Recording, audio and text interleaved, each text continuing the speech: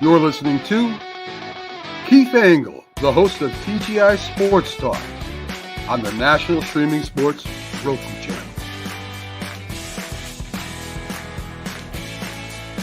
National Streaming Sports is brought to you in part by BetUs.com, designed for true fans. NFL odds, Week 1 and futures, college football odds, including Heisman Trophy favorites and playoff odds, NBA odds of division winners and playoffs, Major League Baseball playoff and World Series odds, the National Hockey League Conference playoffs and Stanley Cup odds, and boxing wagers. Betting opportunities include versus the spread and outright winners, also during the game. Use our link on our website, nessp.info, the Bet Us Opportunities webpage, for a 125% bonus on your first 3 deposits. Must be 21 years old, and remember, bet responsibly.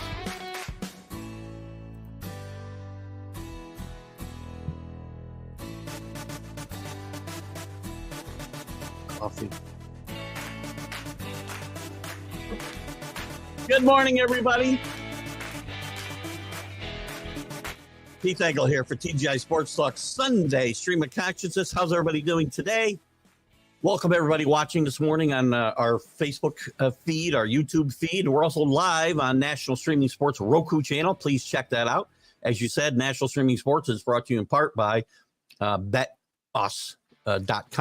You saw the instructions. Yeah, I do have to redo that. I think with my own voiceover and make a few changes to some things there. I'm a little unhappy with the lighting today. That's a little better, right? And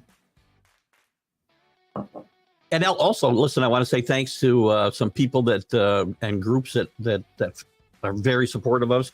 First of all, Ralph Williams at RW Media. Ralph does some great stuff on Facebook, YouTube, including the Sports Corner with Smoke and Jim Frazier every Tuesday from 4 to 6 p.m. Eastern. I will be a guest on that show on Tuesday, so tune in at 4:30. So I'll be in 4:30 to, I don't know, 5 o'clock or 4:50 or something like that.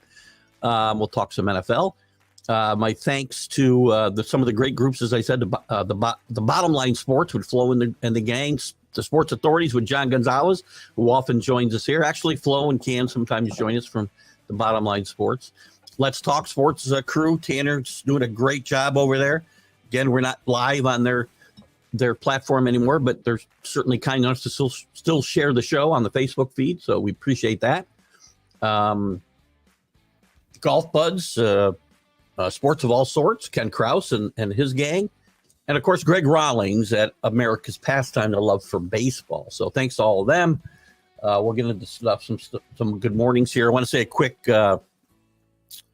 thank you to my guest on Keith Engle 101 with Keith Engle Friday, Ernie DiGregorio. We had a great chat. And check out his book. I did get it on the way. You have to go to, for the name of the book is The Star with a Broken Heart. And it's a great story of his time in Providence and his time at Marvin Barnes and Dave Gavitt and his own NBA career and such. Great college player. We had a great conversation Friday. Please check that out. And my guest this coming week, we're breaking this today because didn't have a guest for Friday, but we got the former linebacker with the Bengals for, good God, I want to say like 16 years. I could be wrong. Maybe 14. Reggie Williams played in the Super Bowl. Great player. And we'll talk to Reggie about his NFL career, his college career. Came out of Dartmouth, by the way. You don't get a lot of Ivy Leaguers in the NFL, and he will join us this coming Friday at 9 a.m. So welcome, everybody. Let's see who's here. I know Drew won't be with us today. He's traveling, visiting his son and daughter-in-law in New Jersey, but good morning anyway. Anyway, CA, how are you, buddy? Our draft coming up, I think it's Tuesday, if I'm not mistaken, right? JB's with us. Good morning, JB. Check out JB at the Back It Up Binge podcast. We appreciate him joining us and sharing his insights all the time. And check out his show on YouTube. Good morning, Dave Guyette. NFL season is almost here. We're going to get into lots of stuff today. We're going to talk some of the college football. We won't go score by score like we used to. We'll do more of that on the college football huddle. But we'll talk about some of the surprises, the big performances. You guys can talk about what you were surprised by or happy or sad about. We'll talk. I'll get in a couple more good mornings in a second. In college football, Georgia just tramples Clemson. Dabo Swinney has got to adapt. It's become very clear. The rest of college football powers have passed Clemson by. You can't operate without NIL and transfer focus. Listen, I don't like it either, but these teams are passing him like 100 miles an hour now. The difference between the athleticism on the team yesterday, on the field yesterday, was awful to watch. The Irish win an ugly game, but wins are wins, by the way, guys, and you need to win these types of games. The Fighting Irish are going undefeated. Texas rolls. Manny gets his first touchdown after Ewers played well. Miami rolls. Cam Ward has a great game. The ninth-year tight end, McMillan, if I got his name. Yeah, McMillan. Not McMillan. What the hell's his name? I'll find it in a second.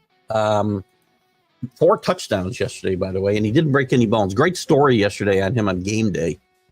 Army, to get to the service academies before I forget them, Army, Navy, Air Force all roll yesterday. Congrats to them. Syracuse with a nice win, their first game under Fran Brown. We'll talk a little about that if you like. Dave Gatt's a big fan. I know that. Big surprise in Vandy beating Virginia Tech, maybe the biggest surprise of the day. Iowa scoring 40 points is a surprise. South Carolina gets pushed to the limit by Old Dominion. Oregon with a bit of a struggle. Who else? That's about it. By the way, horrible story in the NHL, which we can talk about a lot. And even if we don't talk about it, our condolences and our thoughts and prayers go out to the Johnny Godot family. Him and his brother, if you haven't heard the story, were riding their bicycles. Big star with the Blue Jackets, by the way. They were riding their bicycles the other night, getting killed by a drunk driver. 31 years old. His brother, I think their sister was getting married the next day. His brother was expecting a child. Just a horrible story. And our thoughts and prayers go out to the family there for sure. Baseball, White Sox have lost their 106th game, tying their worst record in club history, and they are just rolling towards 121 losses, guys. Yankees treading water a little bit, but still a game and a half up. I think Dominguez ought to get up, and they should replace Verdugo. Any thoughts there? The Astros the American League favorite now that they've readied the ship? They're now 4-5 games up. The Mets win 3 in a row. They're pushing the Braves 2 games behind them. Dodgers have moved their lead to 6. Cubs jumping into contention with 5 straight wins for a wild card anyway. And then the NFL, I'll give you my picks. I don't know. We can do this today. We'll see how it goes. If we got a lot of other stuff going on conversation-wise, I won't get into it, but we can do our playoff picks as well. I'll give you every division, my wild cards and my Super Bowl teams and winner. By the way, speaking of near tragedies, 49ers rookie wide receiver Ricky Pearsall was shot in the chest in an attempted robbery, apparently random. He'd been signing autographs at an autograph event earlier, and then was accosted by a 17-year-old, and they had a little struggle, and he gets shot, and he's in a serious but stable condition, or stable but serious condition, however I want to say that. He gets $120 million. McDaniel, the coach of the Dolphins, gets extended through 28. By the way, $76 million guaranteed for Ayuk. So lots of stuff, lots of other stuff to talk about as well. What did I put up here? Anything else? I'm sure there's lots that will come up. Let me get to some more good mornings. AC, good morning. Notre Dame, baby. AC and I are both on the future plus 2,200. I managed to get a $100 bet turned into a $300 bet free. So I bet 100, and with some free monies I was given, put another $200 on Notre Dame to win the national championships. That's a $6,600 payout. It's looking like a good pick. Long ways to go, right? I think there's only 2 teams on their schedule that can beat them. That's Florida State and USC. And I personally, Florida State, I do expect to rebound tomorrow night. How big, I'm not sure. My own personal picks, by the way, yesterday was Clemson. If I was getting 32 points, it would have been a good bet.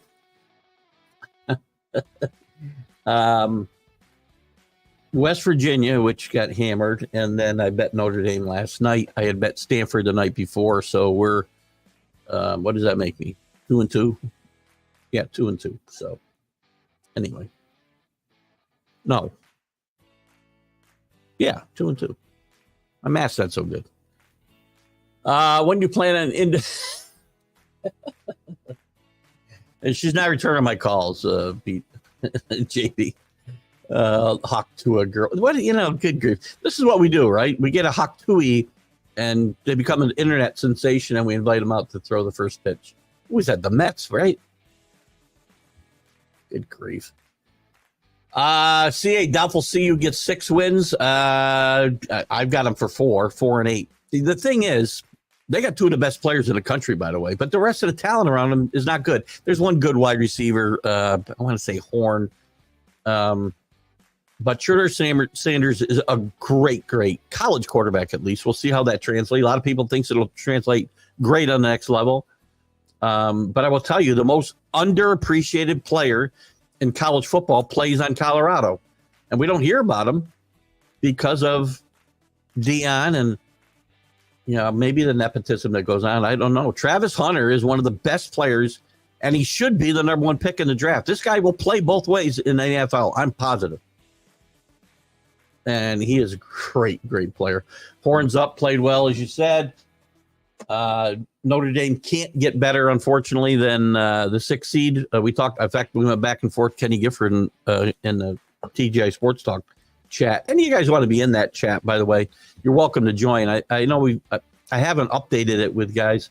Chris, Danny, CA. There is a college football or TGI football chat room that we have that we kind of talk back and forth on during the week outside of these shows. If anybody wants to get in that, let me know and I'll be happy to put them in. CA, AC, anybody. Anyway, Notre Dame will take the 6th seed due to schedule. They're going to run the table. I really think they'll be undefeated, and they could be the number 1 ranked team in the country potentially, and get the 5th seed. That's just the way it works. Ravens cover. Who are we talking about there? And the Astros, as I said, Astros playing well. Are they the favorite now in the American League? I think it's possible. I'll be rooting for the Yankees, obviously. I really think they should get Jason Dominguez up today and put him in left field and get, or center field, and get Verdugo out of there. Chris F. Grave, a note on the Paralympics, which we have followed on this show a little bit because we had Paul Rosen on, who was a gold medal Paralympic athlete playing hockey a few years back. Anyway, he says there are countries participate this year that were not in the Olympics. Interesting. Who are they, by the way? There's so many countries. I'm curious who they are. If you have it, put it up. Chris, and good morning, Chris F. Grave, our Toronto correspondent, if you will. AC, Georgia. I got to tell you, Rick, I know Rick is here. I see his good morning coming up. Oh, I said his name right. McCormack. Thank you. Listen, I have no way. I don't think disparage the Georgia chances of winning a national championship. I picked them all the way through last year, right? Until they got eliminated to do, which is the almost unthinkable three-peat in college football, which I'm going to be going for again in the NFL this year, which we'll get into in a little bit, or whenever. We can get to whenever you want. Georgia looked absolutely awesome. They looked head and shoulders above Clemson yesterday, and that's just a huge, huge way to start the season. Carson Beck was really good. They were a little sluggish in the first half. Clemson's defense, I think, played well, but maybe Georgia's slow start might have made Clemson look better. I'm not sure. That second half was just a nightmare for Clemson and a dream for Georgia. And they played without their starting running back, who was suspended for the game. So I believe that's their starting running back. Rick can confirm that for me. And there is Rick Sherlock. Good morning. McCormack, right? I had a McMillan from Arizona who had set a record, by the way. Another big game, but it's a wide receiver from Arizona, McMillan, who 304 receiving yards and 4 touchdowns, which is a FBS record, I believe. So excellent job there. And I got to tell you, let me give the stats here because while Rick's talking about this, and again, I'm a Miami fan. I didn't bet the game. Florida's terrible. Billy Napier's done. I'd be shocked if he makes it through the season. I gotta lose some weight, man. Look at his face. Jesus. I wonder if that basement guy comes on and critiques my face, my head, my whole head. Looking at the top 25, not a lot of surprises. Let me get to that Florida game. This is a great story. I don't know how many of you guys watch Game Day. I'm a religious Game Day watcher unless there's something going on. If I'm doing some chores, I'll even put it on my phone and carry it around with me. Cam Ward throws for 385 yards yesterday, 3 touchdowns, 1 pick. Great game. Damian Martinez ran the ball pretty well. Actually, Miami had 144 yards rushing. Again, a lot of people hyping Miami. I like them. Marco Cristobal, I was shocked to see. He's got a 500 record for his coaching career. This was a battle of two embattled coaches, I should say. And the great story here, as Rick just corrected me on the pronunciation, Cam McCormick yesterday. Oh, I had the wrong guy. Cam McCormick, 1 touchdown. I don't know how I got 4 touchdowns on him. I think I mixed up McMillan and McCormick. And I did have we were out to dinner last night at Armando's. I know Rick's going there tonight. Unfortunately, it's a great place. And unfortunately, we did not have the best service last night. But still, listen, we're out with friends that we laugh. And it's so much fun that, I barely noticed that stuff. It was, my wife's meal came out wrong. I had the brajol. Rick, if you like brajol, get brajol because they've got the best brajol you can get anywhere. I'm telling you right now. We had the brajol with the homemade cavatelli. It was just tremendous. So a little iffy service, but I don't think it was anything to get too concerned about. Still love the place. We had, we got there early, had a few cocktails, and then we had a couple bottles of wine. I have a designated driver, thankfully. My wife doesn't drink. 1 glass of wine when we got there, and that's it. So anyway, I think I got excited when I saw these 4 touchdowns, and I thought, oh, great. It was McCormick. No, it was McMillan for Arizona. What a dumbass. I am a dumbass. But Rick, your Georgia team, just great. I mean, yeah, they're going to have a tough time. I do not think anybody gets through that SEC undefeated. And I do think 5 teams are coming out of the SEC for the playoff, as we talked about here on the College Football Huddle a couple weeks ago. CA talks about the Fantasy League. He has been kind enough the last 2 years to be our commissioner. And we are set for the draft. I did one yesterday, man, and it was these guys. 2 minutes for every pick. Every single guy waits 2 minutes. I didn't even stay to pick the last 2 because we had to get out and get going. So the last 2 or 3 rounds, I had to let the computer pick for me, and I hate that. So anyway, CA says hopes everyone makes the draft Tuesday evening. Reviewed, email sent, and if any more suggestions, an email me or just start a conversation, we chat. Thank you, CA, for doing that. He also adds the PDC European Tours German Championship is on now, which is the darts. Very competitive sport, man. We're on TV more than football. Danny Fuller, good morning. Moved on over to the Stanky station. What moved on over to the Yankee station? Oh, me? Oh, my God. Thanks and good morning, Danny. Danny's up at 5:50 watching us. He was actually, I think, on right at the top of the big football show on National Streaming Sports, where I'm on the first half hour.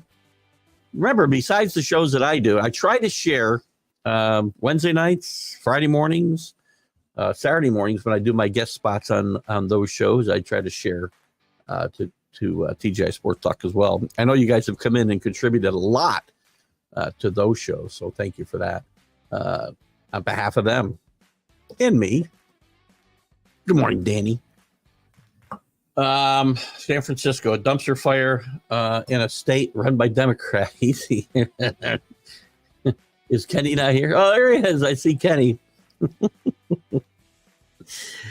I had to get into this yesterday a little bit. Maybe I'll get into that a little bit, but I don't want to go. I don't want to veer into a ditch. Yeah, a famous saying. I think somebody got it for me on a shirt once, or a coffee cup. That it's about life in general, right? But 10 miles of highway equals 20 miles of ditch. I'm sorry. No, that's not wrong. 10. It'd be 30 miles of ditch. 10 miles of highway equals 30 miles of ditch. So we can go off the rails, but we'll try not to. Dumpster fire in a state run by Democrats. Sign autographs in a public space at your own risk. End of political rant. You know, it's not just San Francisco. I'll say that. The rest is, I could or could not get into it. I mean, again, Kenny's going to be here. Good morning, Kenny. Good to see you. We'll see whether I go down that road I was going to go down. We'll see where the comments go. We'll see. But you're not wrong, Rick. I mean, again, the kid is doing nothing wrong. He signs autographs. Maybe I think the lesson here is there's nothing this guy could have taken from Ricky Pearsall that is worth his life. Somebody comes up to me in the street and wants my wallet. Guess what? They're getting my wallet.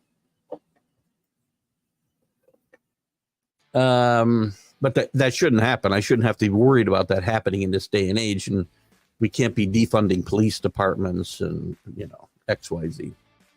Travis Hunter, AC, is excellent. This kid is crazy good, to use your terminology. Better than I would have thought. Imagine how good Florida State would be if they got him to go there, because he had committed to Florida State, remember, and Deion got him to decommit and go to Jackson State. Might be his biggest feat ever. Not sure. Maybe he knew. Maybe he knew he was going to get a Division I job the next year. Maybe that's what he told Travis Hunter. I'll take you with me. Don't worry. We'll be in the big time. Problem is, there's no good players around these guys. There's like 3 good players on that team. Shadur Sanders, Travis Hunter, and there's another wide receiver that his name is escaping me. I believe it might be Horn. But the rest of the team's devoid of talent.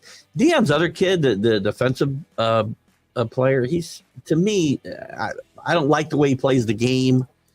I think he's a hype machine, and Deion's good at that, right? Listen, I said this. Deion's not he's gotten away, I think. Poma made him really good at Jackson State. He's all about the hype. He wants his name in the press, and he wants these kids' names in the press, and above winning. And I thought it'd be a clown show when he went to Jackson State, and it wasn't. He was a good football coach, holding kids accountable. There was a great Coach Sanders, I think, was the name of it, or Coach Prime was the name of it on Amazon Prime. It was a really interesting look behind the scenes at Jackson State. It might very well still be on. I haven't watched it in a while. But since he got to Colorado, now we're back to the hype machine. All right, Danny, what I'll do, let me make a list here in case you guys want to get in. So I need something to write on. Can't throw this note away yet because this is work stuff, and this is how things get done here at my job. This is just from Friday, by the way. Stuff that went on, things broken, things we're working on, all these things, and now I got to get them into some semblance of order Wednesday, because I'm off to Wednesday. But add to chat. Add to chat. Danny? I don't want anybody that doesn't want to be added, because again, you're going to get a lot of it's in Messenger, right? So you can certainly be in there and participate. I participate when I can, and if I'm interested in what's going on. Kenny said, once again, showed my inept with computers again. Put my college picks in and nothing went through. I don't know how that happens. Mine is autosave. I don't know if it's a setting you have, Kenny. I mean, you can tell us you're undefeated. That would be great. Well, you still got 2 games to pick, I think. I think both the games, the LSU USC game is in there, I think, and so is Boston College, Florida State. I think they're both in there. But at least you can get those 2 games in. Make sure you say, if you don't have it on auto save, which I'm guessing you don't, make sure you hit save. At the bottom, I mean, you should see, or when you get done, it should show you, whatever, 16 out of 16, 12 out of 12. If you're missing one, it should say 11 out of 12. I did it. I missed one and had to go back because they didn't take my pick. So I apologize. Good morning from North Wisconsin. Listen, the Badgers struggled a little bit. I know you're not a big Badger fan, but I'll talk about that just because we're in Wisconsin. Paul Spada.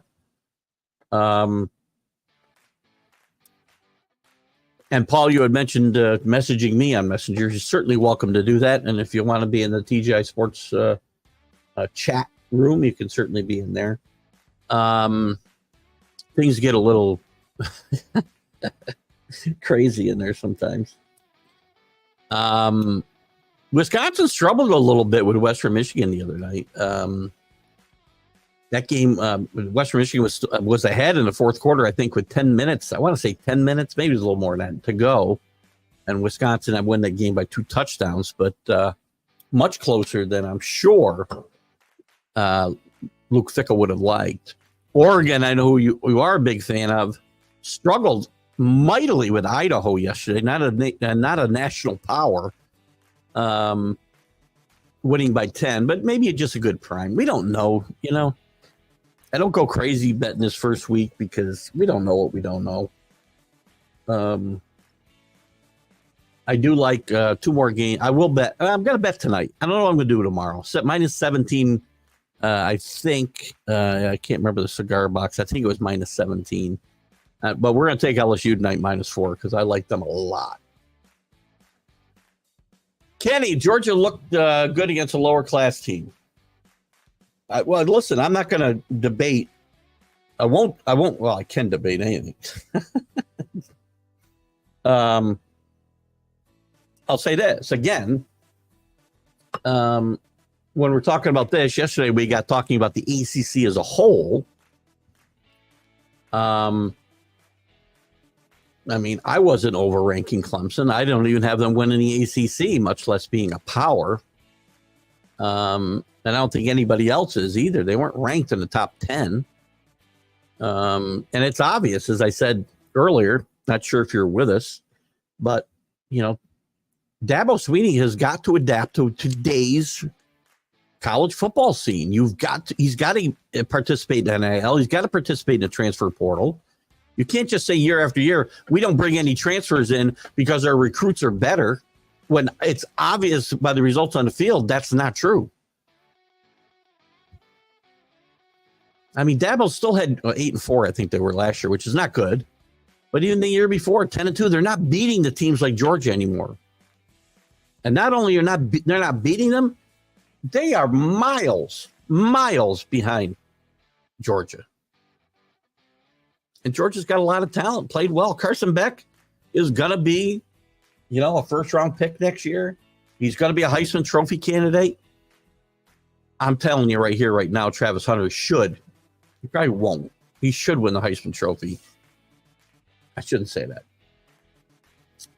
he should be in play for the Heisman Trophy if he has the type of year I think he's going to have. And he plays both ways, but he would be the second defensive guy that I can think of. Charles Woodson being the only other guy to win the Heisman, whose primary position was defensive back. But he did return kicks. He played some wide receiver. He's kind of like Travis Hunter. But this was a mismatch in every phase of the game yesterday. I thought in the first half Clemson's defense looked good, but as I watched the second half, I thought more it was just a slow start by Georgia. Made them look better. It's not going to go well. The ACC is going to be wide open. Ken, you had mentioned yesterday that the ACC was overrated, and again, I don't think even the national media. You mentioned, because I mentioned I didn't say that. And, I mentioned I didn't say that, and I know you had also clarified that you weren't necessarily talking about me, but the national media. I don't see anybody in the national media saying that the ACC or the Big 12, for that matter, are anywhere close as far as talent.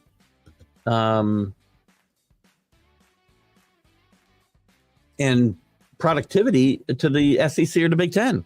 They're just not. I said they will be interesting leagues to watch because they're going to beat each other up. I think it's pretty obvious from the results we've seen so far that the ACC is going to be a dogfight. And I said a two-loss team could win the conference championship. Two losses in the conference, 3 overall maybe gets in, and they don't even get one of the buys because maybe a group of 5 team runs the table or has one loss and gets ranked above them. Now I'm starting to think they could have a 3-league loss team win a conference. It's possible. I think it could happen in the Big 12 as well. Although I think Utah is going to stand out there, in UCF. UCF is a sleeper for me. KJ Jefferson is going to fit that offense tremendously. They had a big day yesterday. Again, against a Little Sisters of the Poor team. Sorry, I don't mean to demean any of the teams that played yesterday on the field, but there were a lot of mismatches out there. So it's hard to get excited about some of those games. But if your team goes out and wins 70-3-0, well, you might as well get excited. But you're not wrong. Georgia looked great. Clemson looked like a lower class team, without a doubt. Oh, excuse me. Danny says Georgia in week 1 was the most impressive team in the second half. The second half, they were just dominant for sure. Oregon looked like a normal team. Miami looked just as good as Georgia in my mind, but the disclaimer here is now they were playing a lower class team. Clemson is certainly a better team than Florida is at this point. Florida and Billy Napier, I think I said in the college football huddle last week or the week before, I don't know, they may win 2 games or 3 games. I don't see where the wins are coming for Florida. We'll talk more about that Tuesday night as well, or Wednesday night as well. And I think Oregon will rebound. I still like Oregon a lot. I think they probably end up playing Ohio State for the Big Ten title. But I think there's some sleepers in the Big Ten too. Don't sleep on Nebraska. Matt Rule's done a great job his first 2 years getting this program, the depth back in this program, the overall talent level. They started a true freshman yesterday, Ray.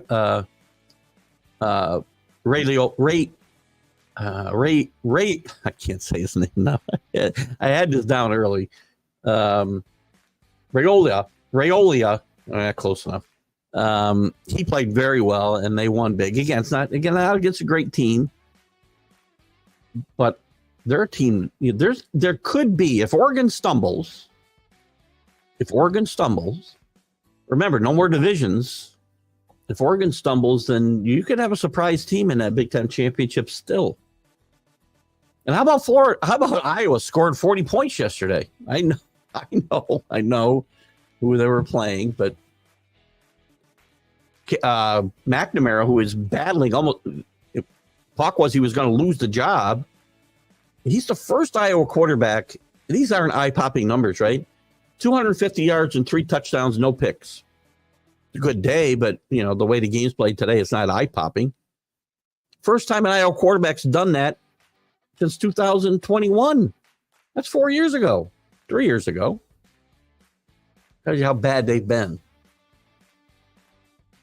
Boise State running back 6 touchdowns. Boise State is a team that I have picked to be the group of 5, the highest rated group of 5, and making that, 5th slot. But Boise State, again, Mountain West is an underrated conference. Again, not on the level of the Big Ten or the SEC, but listen, they're moving up on the ACC and the Big 12. And Boise State's a good football team. They've got some good football teams out there. This Boise State team, I think, has got a chance to be a one-loss team. And it could be. And this is where I say, if somebody like Boise State goes undefeated or gets maybe one loss, they might get the 4th seed in Florida State or whoever comes out of that ACC with 2 or 3 losses, maybe gets the 5th seed. They've got to get those seeds, right? And that's why Notre Dame can get no higher than 6, no matter what they do. But that kid was amazing, and this is going to be a good football team. There's a lot, and this is where I get on. And I understand, they're not playing SEC schedule, but there's good football being played outside of the Southeast Conference. The argument I always have with John DeLong. Hope John's all right. I have not seen him in a few weeks. He doesn't often come in here, but he pops in once in a while on a Sunday. But I haven't seen him on the college football huddle the last few weeks. Maybe I've won all my arguments with him. I don't know. I hope John's okay, is my point. Great day for him. A lot of big days around. Arizona, the McMillan kid, the wide receiver for Arizona, as I mentioned, 304 yards and 4 touchdowns.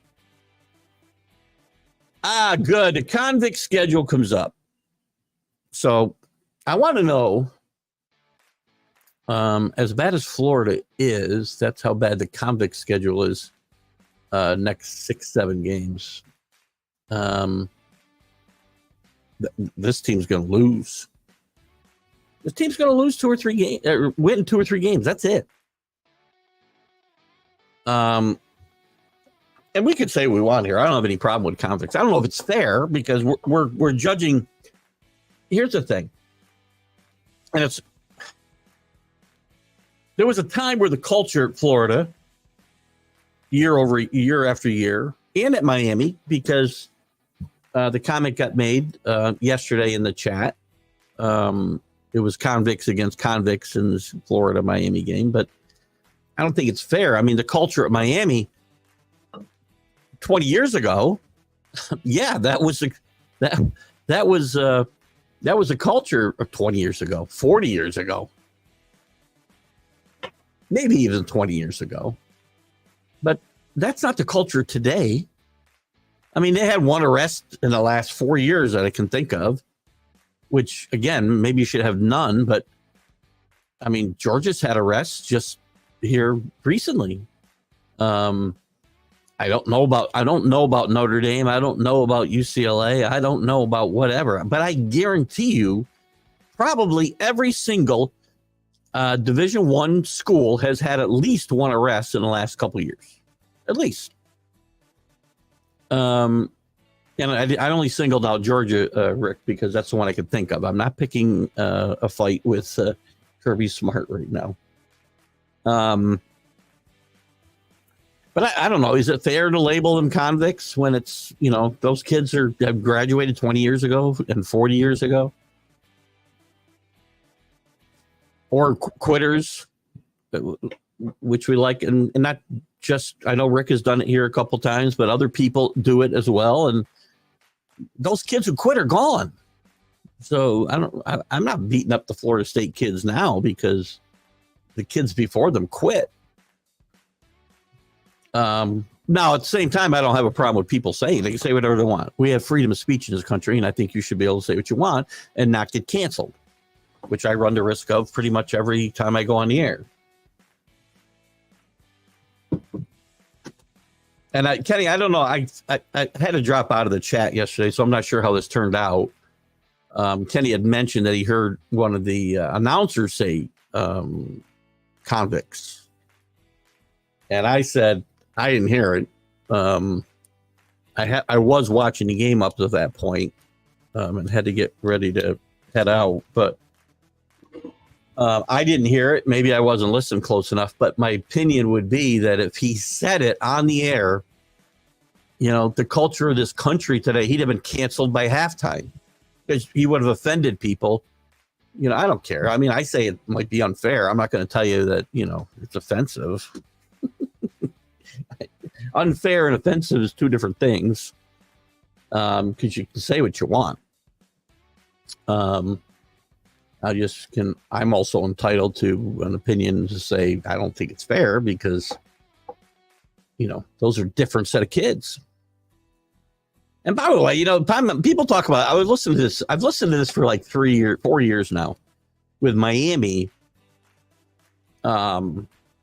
Every time they think, oh, Miami's back. What? It's great for college football. Miami's a traditional power.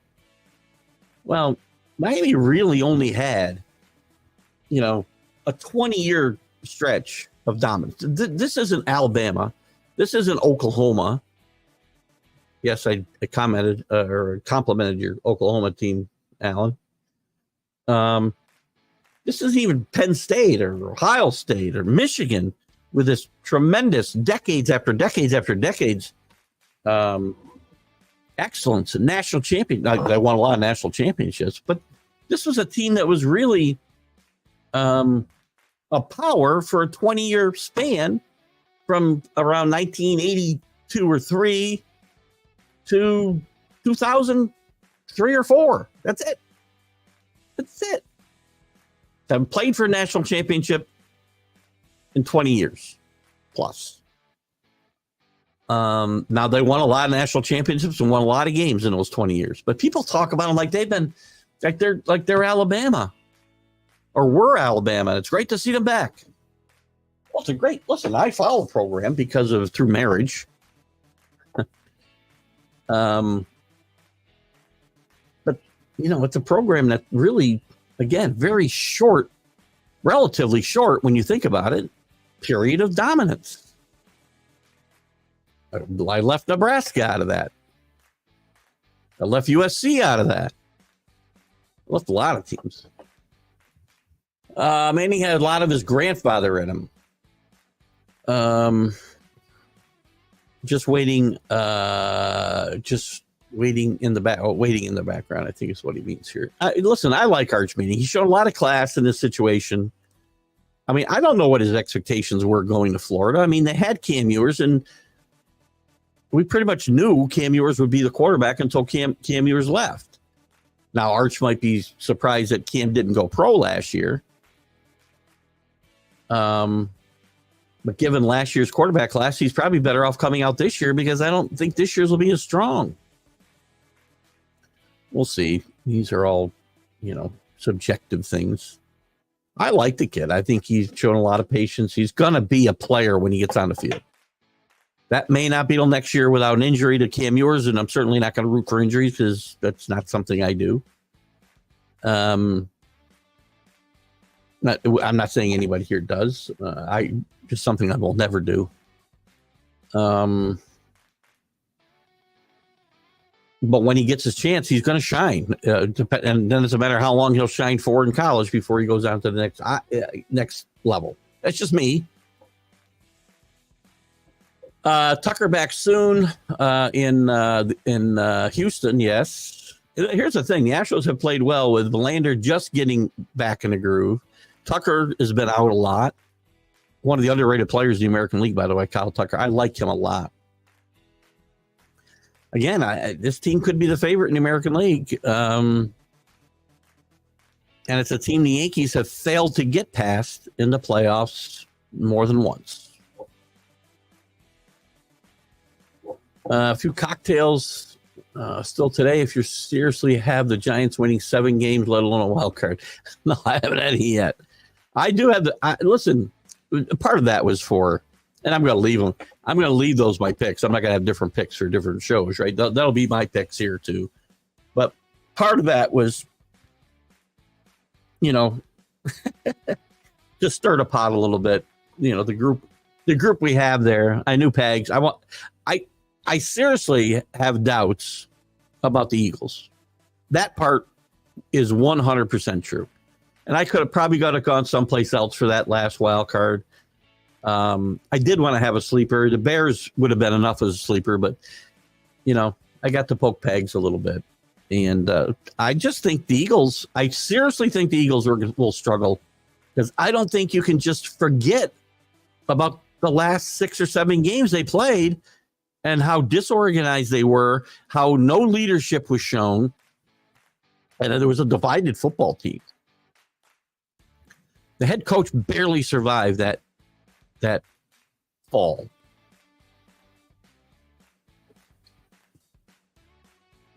Have they gotten better at certain positions? Maybe. But, if you have a wedge in the middle of the team and the quarterback's in the middle of it, you got a problem.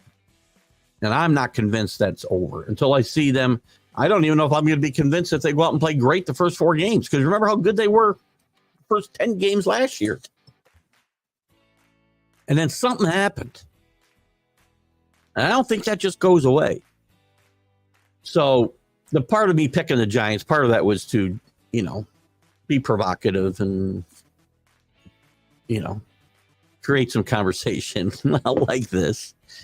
But the part about the Eagles not making the playoffs, I 100% believe that. 100%. Now, it may not be the Giants. It might be somebody else. I'm not picking the Giants to win a game. But I think the Giants will surprise you. Daniel Jones has got to have a good year. Malik Neighbors is the real deal, guys. And if Daniel Jones is healthy, they can run the ball a little bit. Brian Daboll is a good offensive coordinator, by the way, and a good play caller. Game planner, I should say. He's not the offensive coordinator per se. Obviously, he's the head coach, but he's the guy probably calling most of the plays. Last say, either way. Putting together the game plan. I think this team could surprise. Not saying they will. But you got to go. You got to have a couple of teams in reach. Anybody can just pick, go read what everybody else's, the consensus is. You got to find some place to be different. Separate yourself from the pack. And I don't mind being wrong. Okay. Ridiculous 2-minute a pick. Yeah, I generally know who I'm picking. It is. It's crazy. I don't know what was going on in this draft. I think a bunch of them were like out in California together, which is, I think, why it drags out. But I'm like, my God. The only time I didn't make my pick immediately when my turn came up, Paul, was when I'd forgotten it was my turn because I'd waited so long. So it is ridiculous, man. Texas Tech survived. Bridget, by the way, big surprise, I think, CA. Vanderbilt looked good. Vanderbilt got out to a big lead. Virginia Tech did come back, but then Vandy, and actually it's funny, Coach Corso yesterday on game day picked them to win that game outright when they did their Superdog section. I love game day. I love Coach Corso. I'm not sure how much longer he's going to be on that dais, but I really love. I have for 38 years that he's been doing this every Sunday morning. Him and Kirk, and Kirk saves him a lot, but Coach picked that game outright. So yeah, there's some work to do at Virginia Tech, for sure. Neil Bush, our South Carolina guy. I don't know if I mentioned they had a close call yesterday, 23-19. I did mention, I think, at the top over Old Dominion. Shouldn't be that close. Old Dominion, again, they've only been at FBS level a few years and been kind of up and down, but an SEC team probably should not be winning this game by 4. Neil, who's a big South Carolina fan, says Beamer should have replaced Steve Urkel. Is that his real name? Wasn't that Urkel's real name, Steve Urkel? I don't remember the name of the show. I don't even know. Maybe somebody else knows. In that awful showing in Columbia last night, defense won that game. 23-19. That's a bit of a scare in your first week when you're scheduling what you think is a cupcake, right? Without a doubt. But welcome this morning, Neil. Any other games? What are your thoughts? We had a lot of thoughts, I think, on college football. We can also get into baseball. We've had a little bit of that. We can get into the NFL. And if we don't get into picks this week, we can certainly get into them next week. I probably should do them before the season starts on Thursday and Friday. I don't want any. I'm not changing my picks. Anybody who watched the big football show this morning saw my picks or heard my picks. As far as the college football games yesterday, I agree, Paul. My fear, and I expressed it, through the summer on a college football huddle that, amateurism is dead with all the NIL and people transferring every year and there just being no rules. It seemed for any movement or,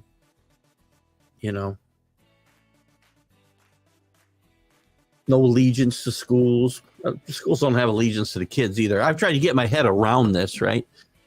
And I guess the way I've done it with the lack of allegiance from kids is, well, they don't have any allegiance to them. They can take your scholarship away at any time. So I've kind of changed my tune a little bit. And I'm embracing it because I'm not going backwards. I mean, if I could go backwards in time to 1982, I would. I can't. I don't think. Unless somebody's got to wait for me to do that, I'd be happy to do it. With that not happening, my fear with the lack of amateurism and things changing, that I wouldn't feel the same energy on Saturdays. I've said for years that college football Saturday, the energy level in the buildings, on the broadcast, everywhere, is 2 times what the NFL is. I love the NFL, don't get me wrong. But it's a different experience. And I still felt that yesterday. Starting with game day, they do a great job, and the fans being there and being rowdy, and you get into the stadiums, and I flip around the game, and you feel it. You hear the crowds, you hear the bands. It's just such a different experience, and I still felt it yesterday. And lots of games yesterday. I mean, you're not going to see a full schedule like that. I think virtually every team in the country played.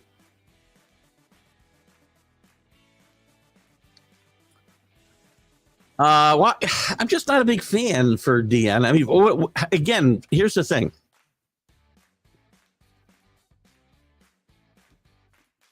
I like Deion at Jackson State. He did a great job. He won, which is your main job. And it's not really your job just to get kids through your program and into the pros. That's not your job as a college coach. Helps you recruit when you get kids going to the NFL, without a doubt. But I don't like his approach. He doesn't recruit. Everything's transfer. He turned over 75% of the roster when he got there the first year, well over 50%, I think, this year. He hasn't built a team to last, and he hasn't built a team to even protect his kid at quarterback. I see too much Deion being prime again. When Deion was at Jackson State, I really liked the way he held kids accountable. And the other thing is, at Colorado, what has he done? What has he done to earn my praise and my respect? Because they won 4 games, and they won 1 game before he got there, and they're likely to win 4 games again this year. I've had and by the way, I defended Deion. I didn't know why he took the Colorado job, quite frankly. He probably could have got a better job if he'd waited another year. The Georgia Tech job for one. But Brett Key's done a great job there. They went again yesterday, go to 2-0, by the way. Again, that's just, he's put a team together that got maybe two of the best players in college football play on that team.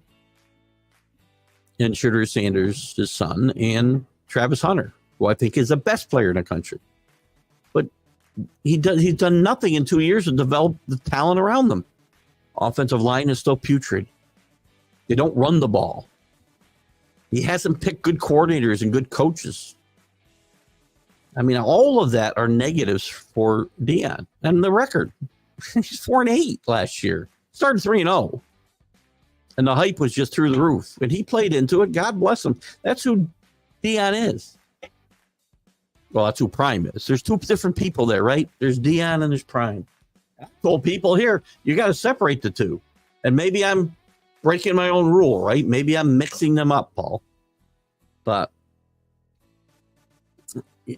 I'm having a problem with what's going on in Colorado. And I don't see him sticking around there much longer. I don't know where he'll go. I don't see him, as a lot of other people do, seeing him in the NFL. I don't see him as a successful coach there. Shiloh is Deion's other son, played 1 year at SC and transferred to be with Dad. I think before he left Jackson State, he transferred, right, Neil? I'm not a big fan of the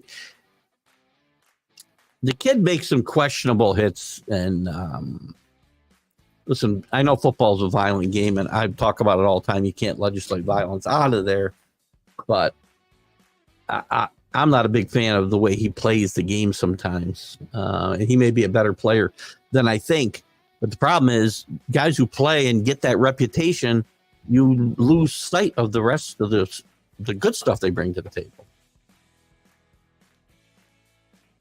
You either love or dislike Deion. It's a good. Well, it's funny. I think you're right. I mean, there is no in between. I feel like I was just going to say I feel like I'm in between, but I'm not. There's times I love Deion and there's times I hate him. So I don't fall into one bucket and stay there, or haven't. I mean, I could stay on the dislike side now, but I don't hate him. I don't hate. I mean, there's very few players I hate, or coaches. I mean, there's a guy that plays quarterback in Cleveland who I hate because he's a despicable human being and shouldn't be playing in the NFL. So him I hate. Mostly it's dislike. Hate's an awful thing, right? It sucks energy out of you. That's why I don't even like to talk about that guy. I don't even say his name. Kenny, I think we have a little politics. Can't see a difference between either party. They're all drinking their martini together and laughing at us. Probably. But unfortunately, we still have to make choices, and I'm going to make the one that I think is the right one, and you'll make the one that you think is the right one, and one of us will be wrong. Listen, I've made no bones about the fact that, and I don't want to get into a huge political discussion here, but this happens. We veer off a little bit until we start just the vitriol stops, right? And we have real conversations, us included, and stop putting up horrible choices. I feel like I've gone into the, so this is to Kenny's point. I feel like I've gone in, and I am a lifelong Republican, if you haven't been able to figure that out before now. And I feel I have to go in and hold my nose every time I pull the ballot, or fill out a ballot. We used to click the thing. I got to hold my nose when I fill that ballot out every freaking 4 years. And I felt that way pretty much since the last time I could vote for Ronald Reagan. I felt that way every year. And that's the part that needs to change. And I don't know how that ever happens. I really don't. Anyway, just a little something there. Danny, I respect how great he was as a player. He was a great player. I'm separating the two, Paul, to be clear. I'm not saying Deion Sanders was not a great player. Didn't like contact a lot. There were a lot better defensive backs when it came to defending the run, let's say. But Deion was a great defensive back, and people did not throw his way, because if you did, you paid. I've always said you can't judge defensive backs by the great plays, great interceptions they make, or how many, maybe I should say, how many interceptions they make. I say that about the kid in Dallas, the Bland, who's out for an extended period of time now. He had that record day, I think it was Thanksgiving Day, where he had 2 touchdowns intercepted for 2 interceptions run for touchdowns.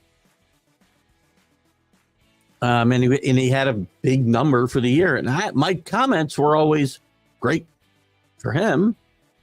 But good cornerbacks don't get thrown at. That's why they don't have a lot of interceptions, right?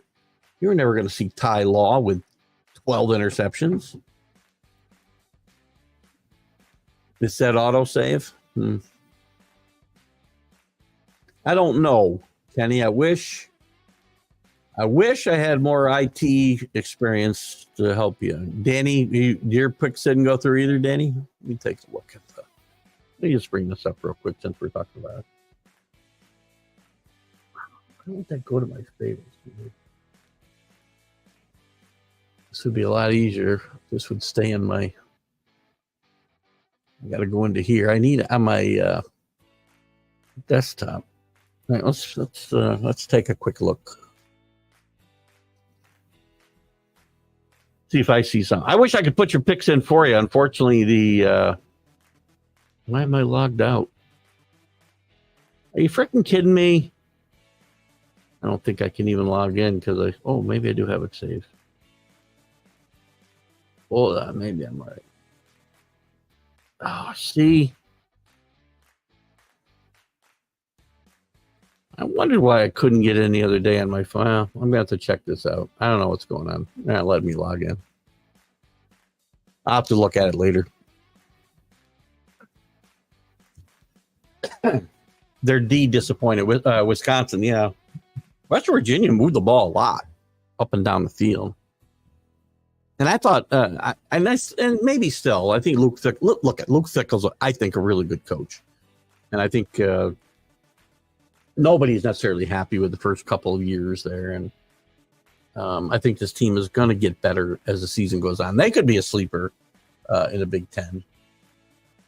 I think there's a few teams that could surprise us in the Big Ten. Maybe even more so than, say, the SEC. I don't think anybody's going to surprise me. You know, Vanderbilt's win was nice. Do I think they're finishing anywhere but last in the SEC? No. The quarterback. Well, he didn't play well yesterday. He's a great athlete. His biggest assets are his athleticism and running the football. He'll get better in this offense. I think throwing the football. He's got better weapons than he had at Duke. He's got better weapons than Sam Hartman had last year. The offensive line is a big question mark, though, Kenny. I mean, if I'm not wrong, the stat I heard yesterday was that they had like a combined 6 starts between them before yesterday. Now but you can't dismiss going into that environment last night at College Station, which is, again, Texas A&M may not be winning national championships year in and year out, but there are a lot of places, college campuses, where it's hard to go in there and play and win on the road. You may win, but it's not going to be easy, and it's a great learning experience for these kids. National TV game, under the lights, in a very hostile environment against a team that isn't terrible. And I think a game like last night and finding a way to win that game it takes you miles ahead in development, right? I mean, that's worth 2 or 3 games or 4 games, maybe half a season. I don't know. I really don't know. There's intangibles, and every kid's going to react differently, right? But I do think it was a good win. And again, their schedule's not going to be a killer until they get to Florida State. And we'll see whether that's going to be a tough game or not. I still think it will be. I'm a big Riley Leonard fan, and I was at Duke. Enjoyed him a lot. Got to stay healthy. We did talk about the Janty and his 6 touchdowns for Boise. I like Boise a lot. That's my pick for the group of 5. Winning ticket to the playoff, if you will. Could even be a 4th seed. It's possible. It's a 4th seed. If the ACC is as bad, I guess you can look at it 2 ways. I've had this argument with a mad New Yorker, by the way, in the past. I've defended the ACC while he was on the other side. So, Kenny, I hate to tell you this, but in this argument, you're on the same side as Carlos. I don't know if Carlos is with us this morning, but Carlos always was ripping the ACC as not being any good. I think it's competitive, and I think there's a difference between the league being bad and the league being competitive. They're going to be very competitive within their own conference. When they run into the superpowers, they're going to struggle. And that's why I think it's possible Boise maybe even slides in, or whoever. Could be Memphis, could be somebody else. Boise's my favorite to do this. They could possibly slide into the 4th seed and get a bye, because that ACC team might end up with the 5th seed. It's entirely possible. We will see. Iowa scored more points in one game than all of last year. I was talking about that. I put it down under my surprises, right? I had Vandy over Virginia Tech. South Carolina struggling against ODU, and Oregon struggling, but right there was Iowa scoring 40 points. I mean, all you need to know about their offensive struggles is that yesterday was this first time in 3 years any quarterback there had thrown for 250 yards, which is not a lot in today's college football game. 3 touchdowns and no picks. It's a nice day, don't get me wrong, but nobody's done it in 3 years. That tells you all you need to know about Iowa's offense, really, which has been in the dark ages for about 15 years. Somehow, Kirk Ferentz always has a competitive team, though. Defense has been tremendous over the years. You know, again, he hasn't contended for a lot of national championships. I think Kirk Ferentz might be the longest tenured college football coach at the moment. I could be wrong about that. 7-3 in college football picked in Keith's group. That's you, Paul. Good job. I can't seem to log in there this morning. Why I'm logged out, I have no idea. Unless, let's see if was there multiple. No, I only got the one password. That won't let me log in. I already know I have a Disney account. Current password. I don't know what you're doing. So I can't see it right now, unfortunately. CA says we're going to find out who's playing Longhorns for a national championship title. The Longhorns are loaded, but the Longhorns first got to get by Georgia.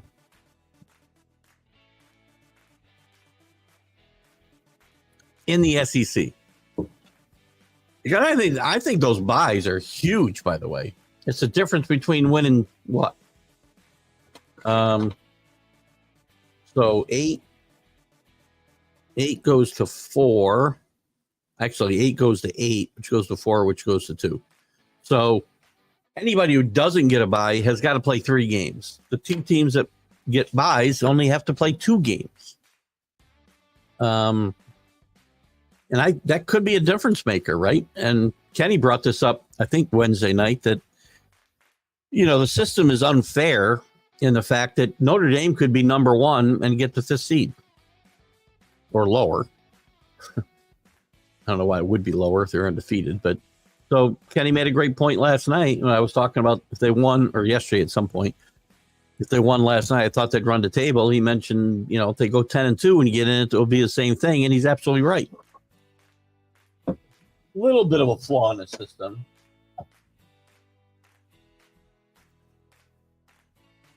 But Tony Montoya is still running. I think he died in a hail of bullets, I'm pretty sure. But great movie, by the way. Great movie reference. Yeah, Danny, that's old. Convicts. That's funny. I said that yesterday. It's dated and it's old. And Rick said, well, we're old guys. So, uh, again, it's fair. I mean, at one time, yeah, both these, and Florida more recently than Miami, I guess, to Danny's point, was more recently they were convicts, if you will. Or not, because, they look the other way. Look at the fact that Aaron Hernandez came out of that university, the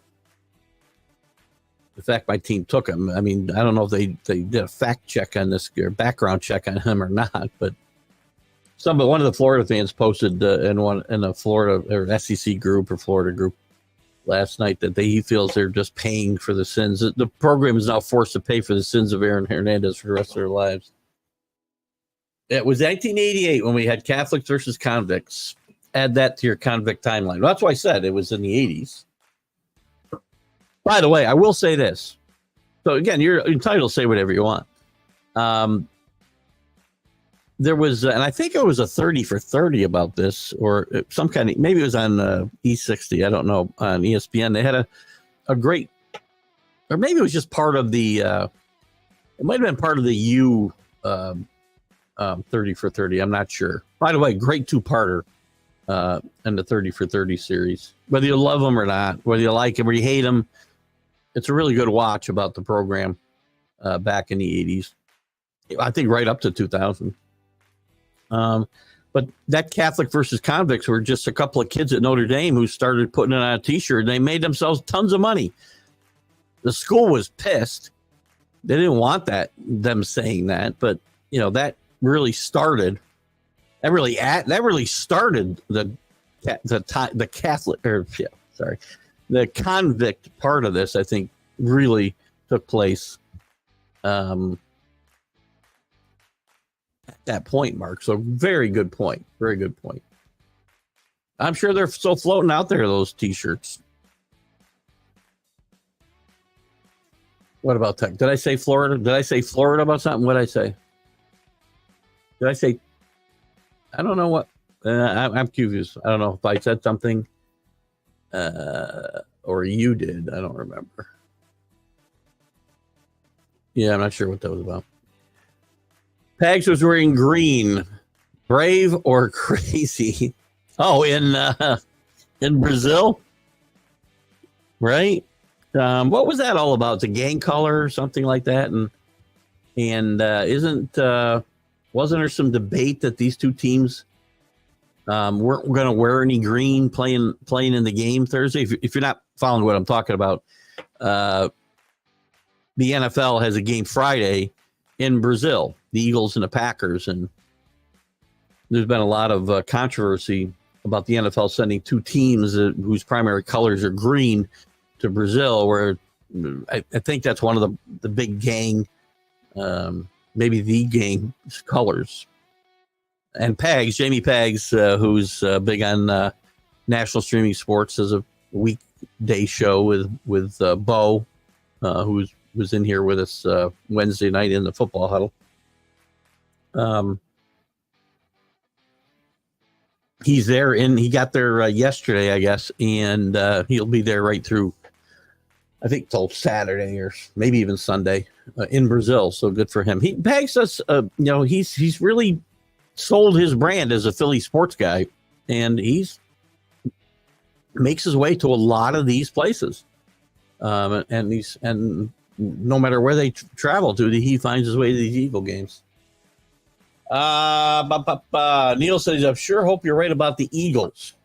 Hope that Jordan Love's contract implodes on the Packers too. Well, again, that's not going to happen, I don't think. I've got the Packers actually in the Super Bowl this year. To which point, I think since we got a few more, we got a bunch of comments. I'm going to throw out at this point, just so if we want to pivot, we can do it. Here are my picks. Here are my NFL picks. And I'll give you each division. I'll give you the wild cards, and I'll give you my conference championship teams and my Super Bowl.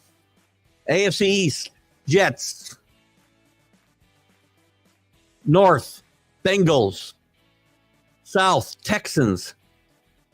If the sophomore jinx doesn't hit Stroud, this team could go all the way. I don't have them going all the way, but this team could be special. And if they're not, watch them next year. The West, the Chiefs. Until you beat the champs, they're the champs and for a reason, and you will find out I'm going for a historic season this year. Wild cards, Bills, Ravens, Jaguars. Conference championship game, Chiefs against Bengals. Chiefs win and advance to the Super Bowl.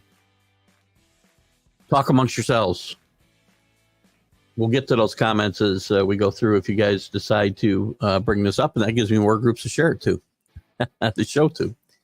NFL, NFC, Cowboys in the East, Lions in the Central, or North, sorry, Bucks in the South, 49ers in the West, my wild cards, Bears, Packers, and here's the one that really caused the stir this morning, the Giants. Hence Danny's comments earlier.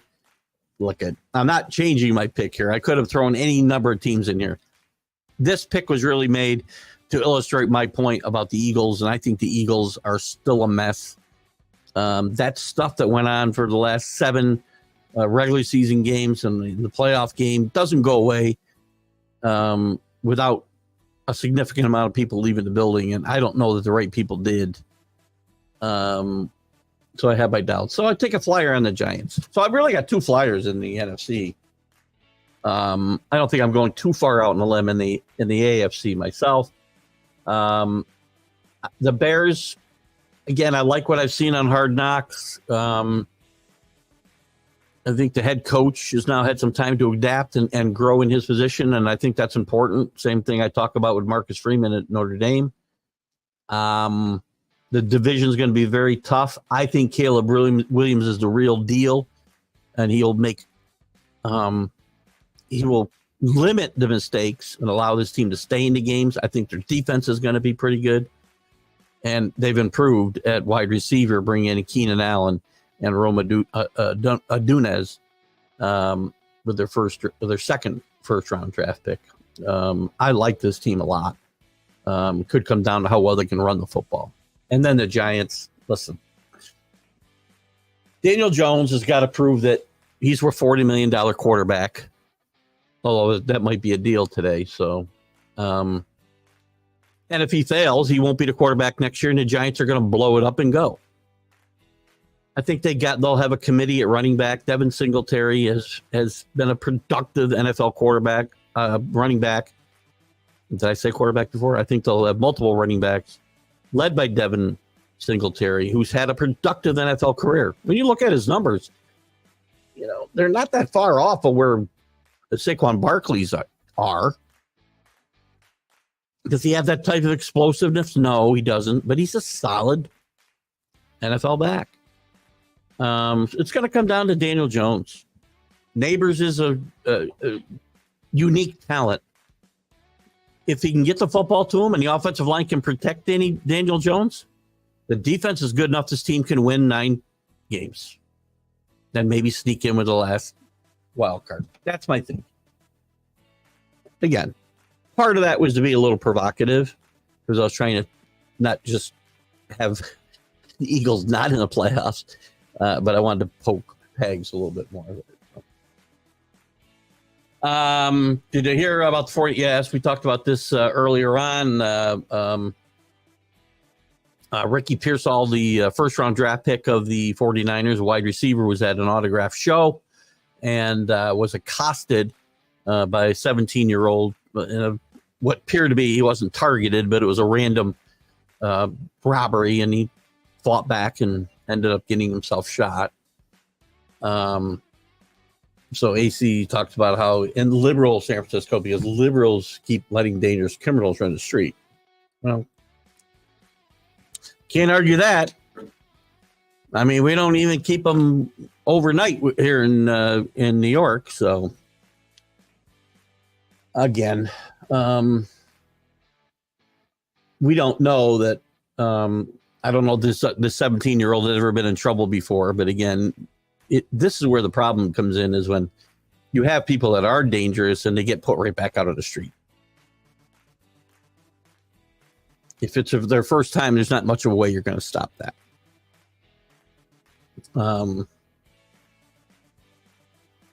So again, it's a tough situation. It's a sad situation that he gets done. You can comment all you want, Kenny. It's it's an open forum here. I'm not trying, and again, I'm not trying to expand the conversation. But your comments are, whether I agree with them or not is irrelevant. But that's what this show is about, is open debate. We go down this road sometimes. We're not going to go too far because I don't want to get banned by Facebook for political talk, but that's why I keep my comments a bit generic. I don't get too specific, and I have very strong feelings that I hold back here a lot. But I also respect other people's opinions. Again, problem is, the problem with the discourse in this country is everybody's got their own set of facts, including me. I've got an agenda, right? Whether it's about guns or abortion or climate change or whatever you want to talk about. I mean, everybody's going to find their own set of facts. So we got to find middle ground somehow. I'm not sure how we're going to do it, but whatever. James, I haven't seen what Bronny's been doing at Kenny, actually. But I absolutely 100% agree. This kid needed at least another year in college. Because as I said, I have no idea how good or bad Bronny James is. And we may never find out, because if he stayed in college and grown as a player another year, even 2 years, he'd have been much better off coming into the NBA and in a better position to succeed and grow in the NBA. But coming out as green as he is, it's just not a smart situation. Great, it's great for marketing for the Lakers. Gives LeBron what he wanted, to play with his son before he retires. He might stick around and play with his other kid. Who the hell knows? There's a very funny commercial, by the way, right now with Kevin Hart and LeBron. I don't even know what the commercial's for. I rarely know what these commercials are for. But he's really riding LeBron about how old he is. And there's some funny jokes in there. But the thing that really, I guess, caught me at the end of the commercial was he goes, he says, what are you going to do now for celebrations when you win games? Hand out butterscotch candies. I don't know why I find it so funny. Steve Orpello, good morning up in Perth, New York. Great to have you with us. The one commentator said Arch will stay at Texas because he doesn't need to chase a paycheck. Well, that's a good point. Well, first of all, you can't have it both ways. I mean, well, you can. I guess we can. I mean, if he was leaving for a chance to play somewhere else, he would get money. And he's going to make money once he gets to the pros anyway. So again, it's a little different situation for him. He obviously wants to be the quarterback at Texas. I think it's obvious.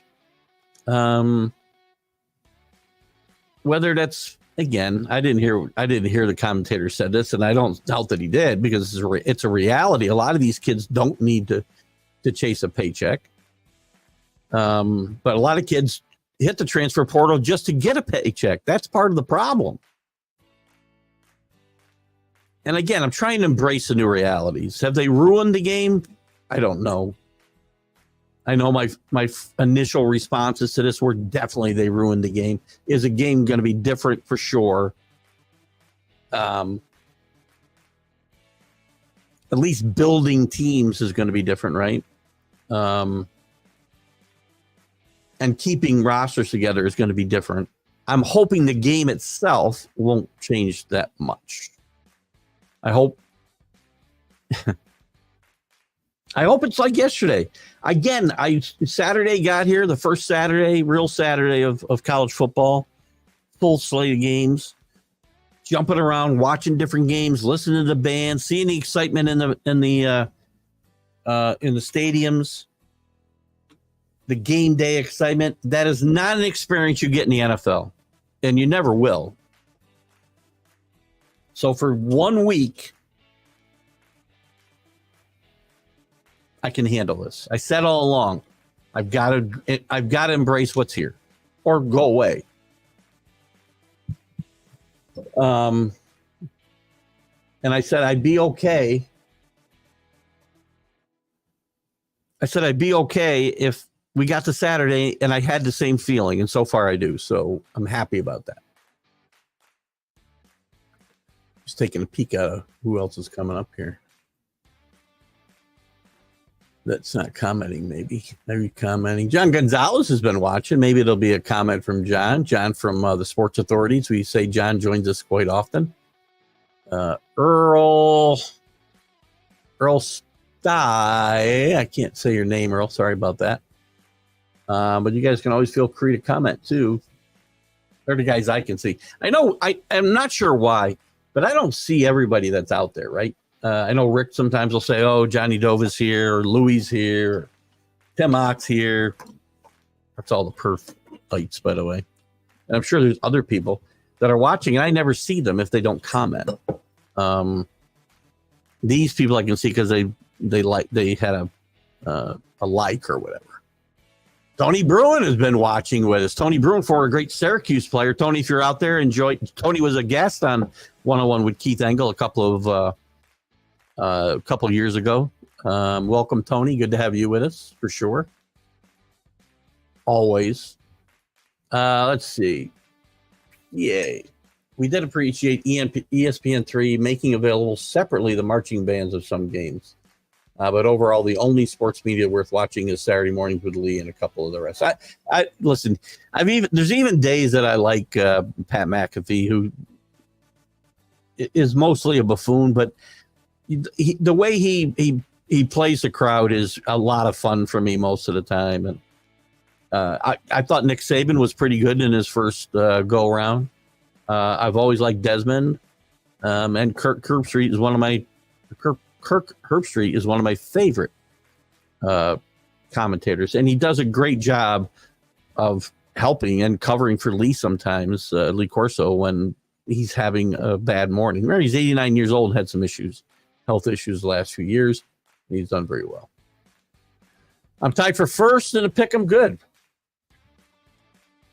I don't know if I'll ever be able to make a pick again. I can't log in. I was logged in yesterday. Anyway, thank you for that update. I couldn't remember. I got thinking yesterday. I'm like, because I bet so many dogs yesterday. I'm like, boy, did I take these teams all to win? I think I did take West Virginia to win the game. And in retrospect, I probably should have just, I keep forgetting sometimes we're just picking winners.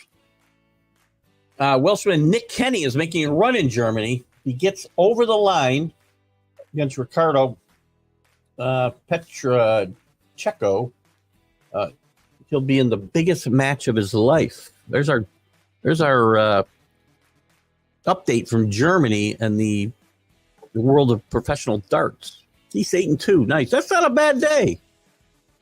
Probably my two losers were Penn State and I'm not sure who I took in those games, but I probably took West Virginia and Clemson like dumbass. I definitely should have taken Georgia if I didn't. I do know that I have Florida State and LSU the next two nights. Paul, history is history. Well, can't argue with that, Danny. And again, that brings up another great point. I mean, I think history is important to remember. I'm not dismissing the fact that, the Miami program at one point was overwrought with convicts and kids in trouble. Convicts might be too hard. They didn't all go to jail. A lot of them got in trouble. And they were, out of control for a good part of the late 80s, even when they were winning in the 80s. And Florida, more so recently.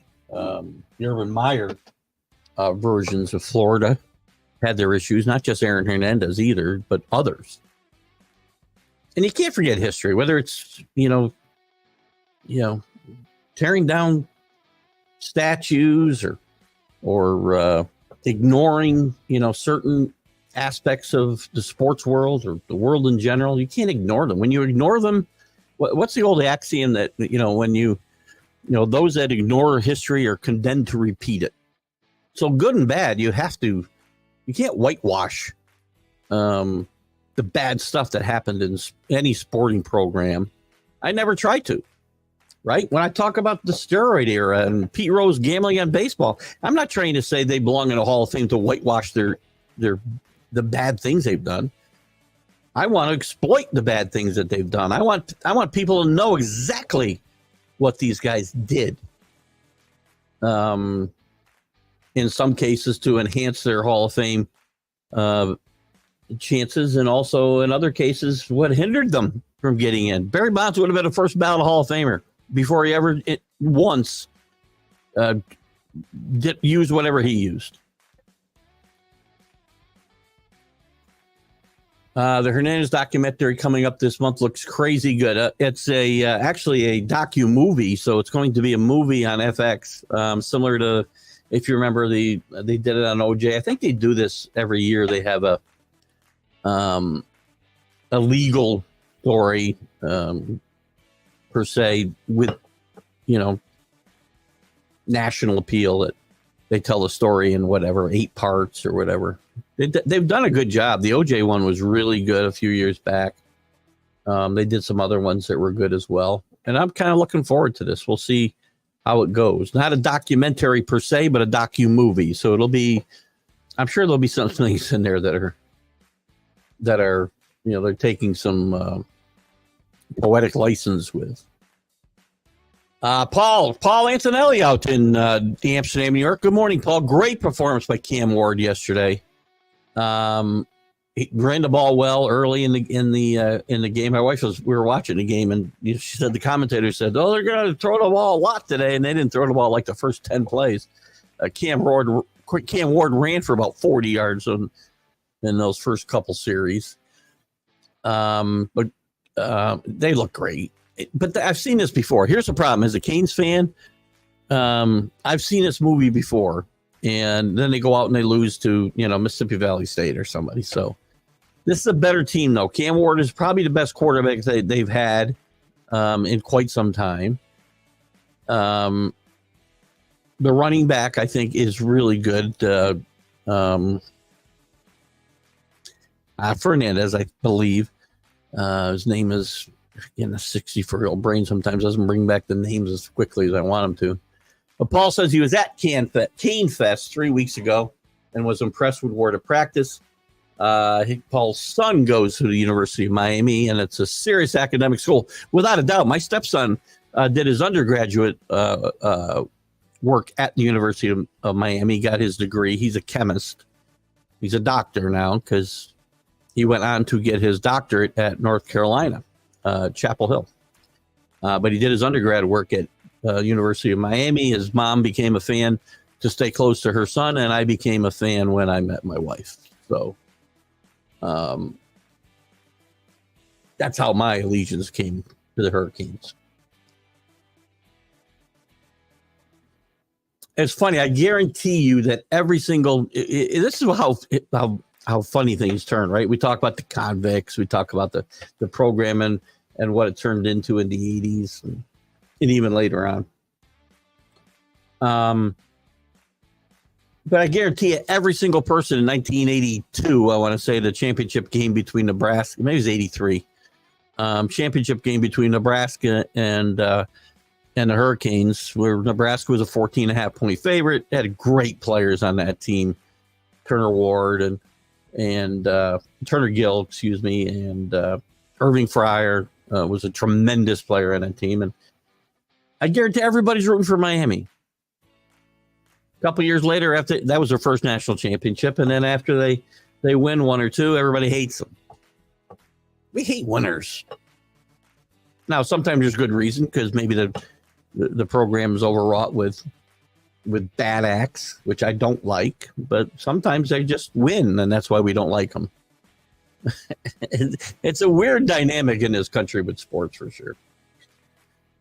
It's all about the U. Got the swag back. Hopefully, Paul. Hopefully, this is. And by the way, this is a big win for Marco Cristobal because I talk about Billy Napier being on the hot seat, and I think he's beyond the hot seat now. He's sitting right in the electric chair, and they're waiting to pull the switch. I don't know that he's going to make it through the regular season. But Marco Cristobal, for all the hype about Marco, he's only a 500 coach before yesterday in NCAA football. This year, hopefully this year's different. Oh, Manning at Florida. Manning at Florida. Did I say Manning at Florida? I apologize. Obviously, he's at Texas. Ward's poison arm angles remind us of Mahomes. Yeah, I would. He's smaller, I would say, than Mahomes. I think he probably runs. Holmes runs. As a second option.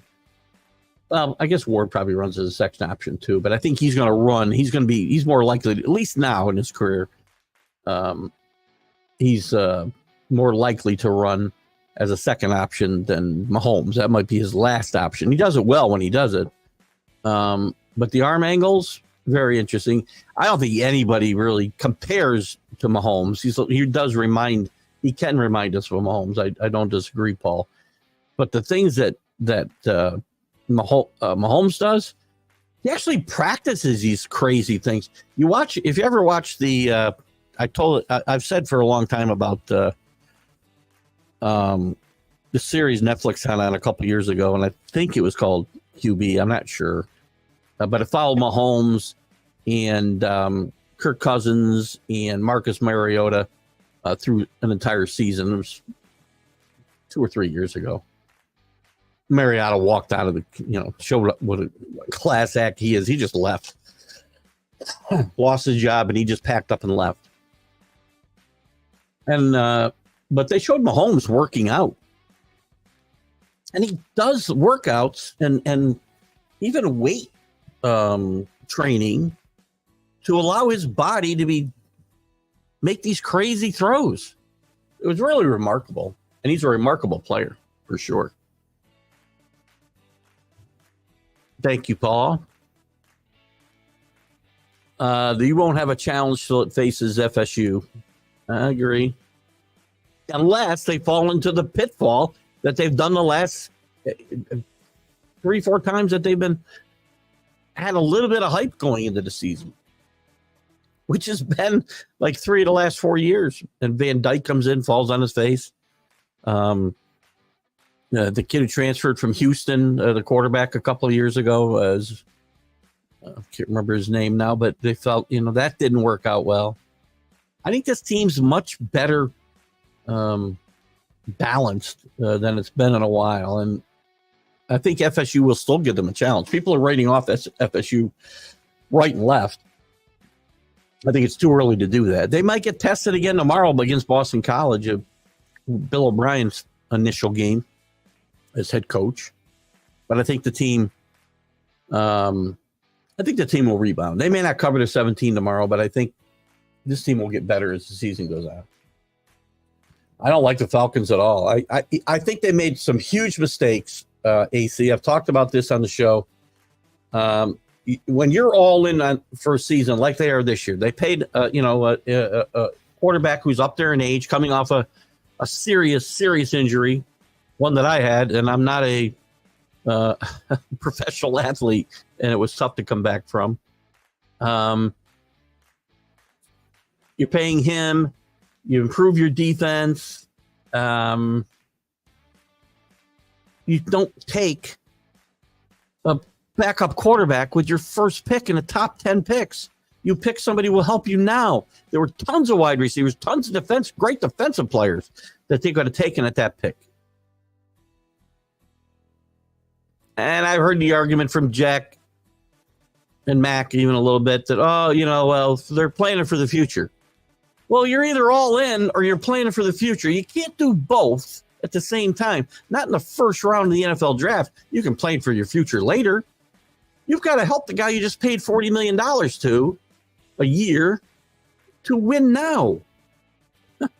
Their window of opportunity isn't now. And even if Penix plays in 5 years, he'll be 29 years old or something. He's not a young guy. Well, he's a young guy. Relatively speaking, he's not going to be the youngest rookie in the history of the NFL. That's why I don't like the mojo coming out of here. They hired the wrong coach in my mind. I'm just saying, I just don't see it, AC. We're going to try to get done by 10:30 again, just so you know. I'm next week I'll be out at 10:30, no matter what. I don't want to leave comments on the board, I promise you, but we got to be done at 10:30 so I can get out of here. And maybe we can go a little past, but when I go past, I can't share. I can't replay this show on Roku. It's not the end of the world. I got other shows I can replay at midnight. Paul, exactly. The U has an easy schedule with FSU being homecoming weekend. Watch out. Yeah, one thing though, here's the problem. One of the big problems with Miami, Paul, and homecoming's a big deal, yes, but they play so far from campus. I don't get that feel at home games that I get at other places. I don't get that feel at the Hard Rock Stadium that I get in College Station watching Notre Dame and Texas A&M last night. That's one of the big problems I think Miami's had. And I know they've made some upgrades to the football program and their training facilities and whatnot. But I think as long as this stadium is so far away, I mean, they should find a way to build something at or near campus. So to me, like homecoming weekend, it's a little bit muted because of where they play. I see too many empty seats there for home games. It won't be that weekend, I get it. But Bears in a tough division, no doubt. We'll be lucky to go 3-3, but I think that they'll all beat each other up in the division. I've got three teams. I got the Lions, the Packers, and the Bears coming out of that division. Yeah, look at that. This is a crapshoot. None of us know who's going to do what. Did anybody pick the Texans to win the North last year, or the AFC? I'm sorry, the AFC South last year? No. So there's always going to be a few teams. Paul Antonelli, facts. Schedule makes a big difference. I said the same thing about Notre Dame. Notre Dame's primed to run the table right now. The only teams I can see that they're going to have a chance to lose to would be FSU as well.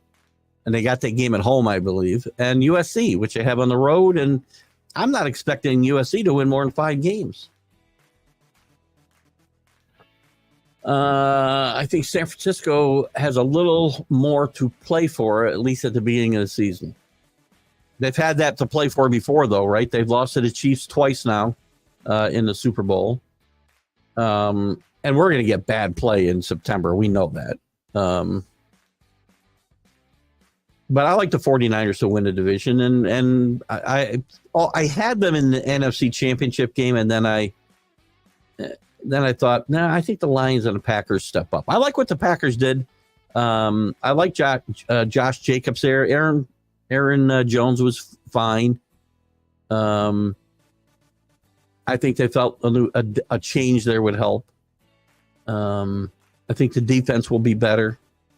And I just think the Packers will have a decent shot here. Kenny, what's for breakfast, buddy? We never hear about your breakfast anymore. Enjoy. You have a great day, buddy. We'll see you next week. Or we'll see you maybe Wednesday night on the College Football Huddle. AC, maybe 49ers can read about rules before the season starts. I believe Danny's referring to the overtime rules that they didn't seem to understand during last year's Super Bowl.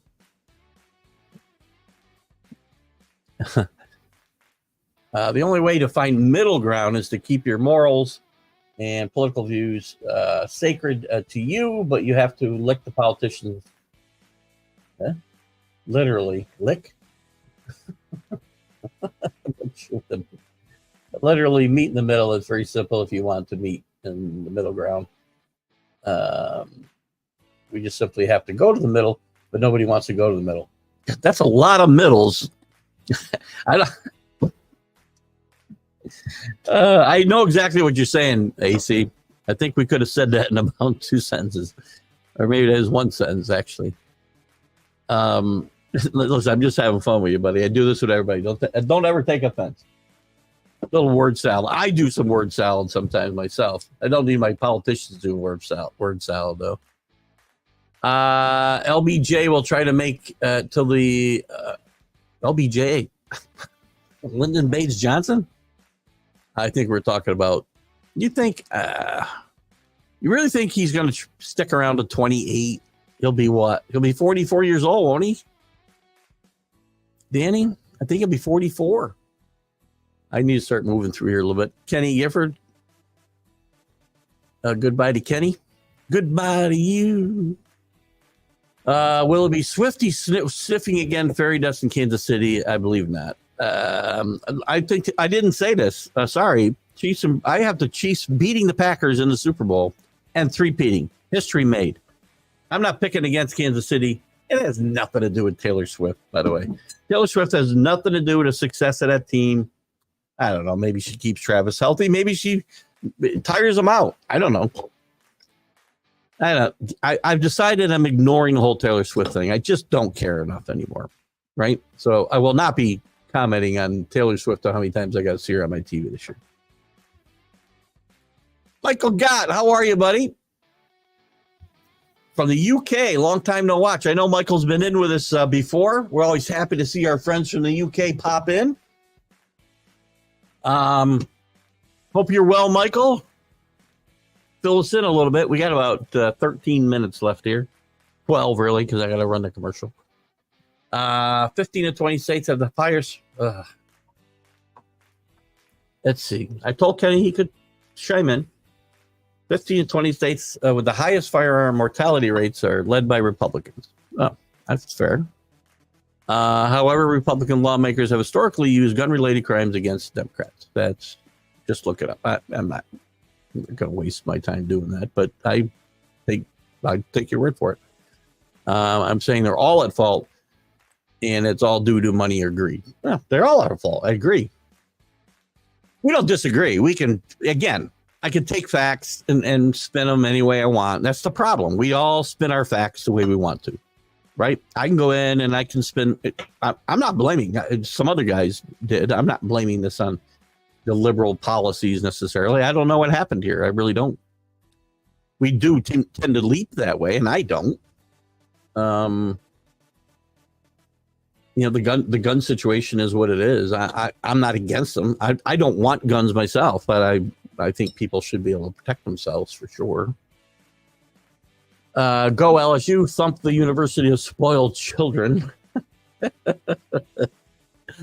Danny. Chris was here, and Chris kind of disappeared. I don't know where he went. He had a comment about the Paralympics. I wanted to get who the countries were that were participating that did not participate in the main Olympic Games, let's say. We all know where Danny Fuller's here. Paul, it was kind of interesting to see McAfee and Saban sitting next to each other for sure. In fact, I thought McAfee put his hands on him a couple of times and Saban kind of recoiled. I thought it was kind of funny. It's funny. He could be very good or very annoying, depending on my mood, probably. LA, Boston. LOA, Boston, Paul in Wisconsin. Don't worry about it. You don't have to, Kenny, I've told you this before. You don't need to apologize for anything. We all need to control our thoughts on on her here as it's for sports, and that makes it fun. I agree. I mean, look at politics. It's unfortunately politics gets into sports a little bit, and on the stream of consciousness, we do delve off into pop culture and movies and a little bit of politics, and we should stay. I try to stay. I don't want to ignore the posts either, and you don't have to ever apologize for posting anything. Everybody here is entitled to their views, and some of them I agree with, some of them I strongly disagree with. I mean, we probably agree on more things than we think. We certainly agree that the problem starts with everybody that's in control. It doesn't matter, whether you're blue or red. I told you, I've held my nose for about 40 years every time I go to the voting booth. So don't apologize for your opinions. Everybody is entitled to them. That's why we are a free country. I can't tell you how to think. King Happy. I don't know what that is. Yo. King Happy. Yo. Paul Antonelli, no lie, it was hard to watch them too. No lie. Watch them too? You're talking about Florida and Miami? In my opinion, week 1, most impressive Georgia, most disappointing Oregon. That's fair.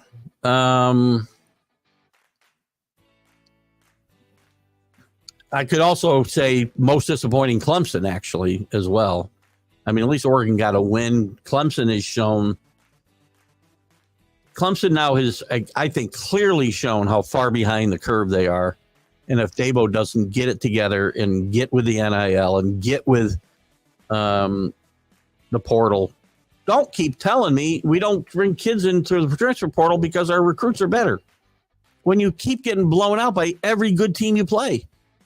Well, maybe not blown out like you did yesterday, but you lose every good team you play. It's got to change, Dabo, or you're going to be gone. Pick. Oh, okay. I don't know about you. I'm not licking any of my politicians. Just saying.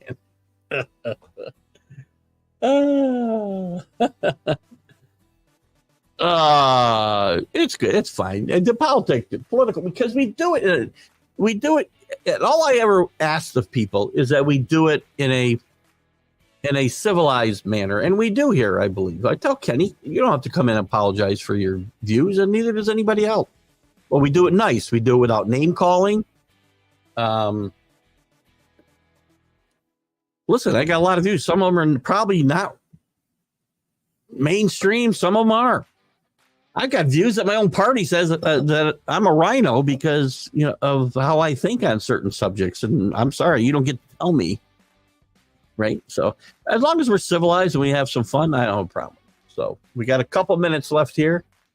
Chris is still trying to find out more info on Vlad Guerrero Jr. That's one of that is 16 years in the Met and the old. Wow, oh yeah. The one that is 16 years old in the Met system. Vlad Guerrero Jr. Oh, Vlad Guerrero Jr. I thought that was the kid playing in Toronto. Respect. You do. Well, here's the thing. I mean, I guess I respect it too, Paul, but the problem is you got to win. If everybody else is playing by a different set of rules, and the rules aren't going to change. They just aren't. He's going to have to adapt or he's going to lose. And I certainly understand where you're coming from. I spent the last 3 years just railing on this topic, and it's not going anywhere. I can't turn the clock back. Dabo can't turn the clock back. You can't turn the clock back. I'd like to, but I can't. So. Morals of the school. I don't disagree with any of that. It's just he can stand on principle, which he is, and he's never going to win national championship again, or even be able to play, in my mind, as a high level as the Georgias and the Alabamas and about a dozen other schools. I give Tulsi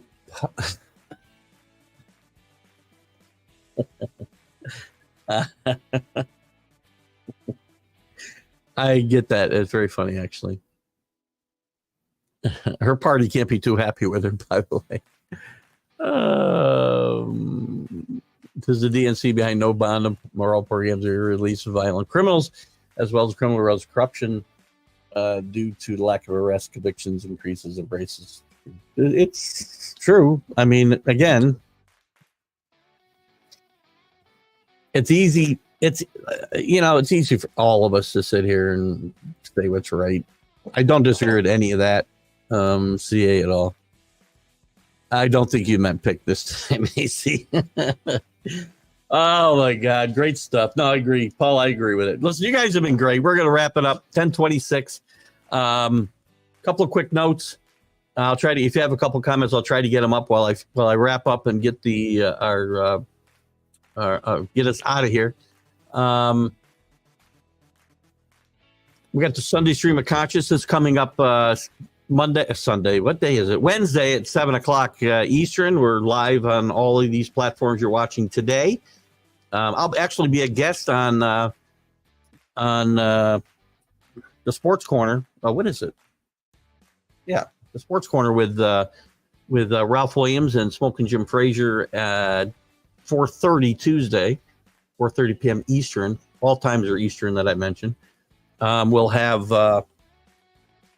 Reggie Williams, former Bengal great linebacker for a long time, on as a guest on 101 with Keith Engle on Friday. We'll have the MLB update. And then, of course, we'll be back on all the shows that we guest on all week as well. Oh, thank you, Rick. We had a lot of fun. My thanks to Ernie DiGregorio. Great stuff. Ernie's a great guy. We had a great conversation. If you like old school basketball, watch the Ernie DiGregorio interview from Friday, and go if you like sports books. I've got this on the way, and I've wanted it. It's The Star with the Broken Heart, I believe. You got to go to the Providence bookstore online to get it. So thank you again, Danny. You guys helped me make this a fun show, and I'm so happy we get to do it. So you guys have a great weekend, and we'll see you later. Danny, you want to might click out because right now Michael Vick's coming on for about a minute, and then we're going to sign out. Have a great Sunday, guys. Have a great Labor Day weekend. We're going to see Alan Hayes tonight. Walker Hayes tonight at SPAC. Really excited about that. Hopefully the rain stops. But have a great weekend, guys. Bye-bye. National Streaming Sports is brought to you in part by BetUs.com, designed for true fans. NFL odds, Week 1 and futures, college football odds, including Heisman Trophy favorites and playoff odds, NBA odds of division winners and playoffs, Major League Baseball playoff and World Series odds, the National Hockey League Conference playoffs and Stanley Cup odds, and boxing wagers. Betting opportunities include versus the spreads and outright winners, also during the game. Use our link on our website, nessp.info, the Bet Us Opportunities webpage, for a 125% bonus on your first 3 deposits. Must be 21 years old, and remember, bet responsibly. You're listening to Keith Engle, the host of TGI Sports Talk, on the National Streaming Sports Roku channel.